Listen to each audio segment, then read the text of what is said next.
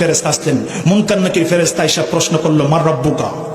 এই দুফা ছেলেটা, হিন্দু ছেলেটা কয় আব্দুল কাদের জিলানী। ভাই ভাই হালাই কইলো নাকি ভাই আরেকবার শুনি তো ভাই, দেখি কি হলো। জীবনে কত প্রশ্নের উত্তর শুনলাম রে, এই নাম তো শুনলাম না। ফেরেশতা দুইজন অবাক হয়ে গেলেন। মুরব্বি আব্দুল কাদের জিলানী। ওয়া দীনুকা। এই দুফা, হিন্দু দুফা বলতেছেন আব্দুল কাদের জিলানী।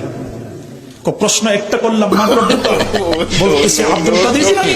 ওয়া দীনুকা, এও বলতেছে আব্দুল কাদের জিলানী। বলতেছেন মান নবিয়ুকা, তোমার নবীকে? দুফা বলতেছেন আব্দুল কাদের জিলানী।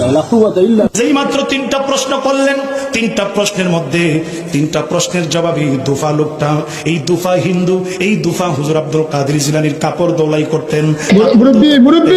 যেই মাত্র তিনটা প্রশ্নের জবাবে আব্দুল কাদের জিলানী বললেন, দুই ফেরেশতা মুনকার নাকির ফেরেশতা অবাক হয়ে গেলেন।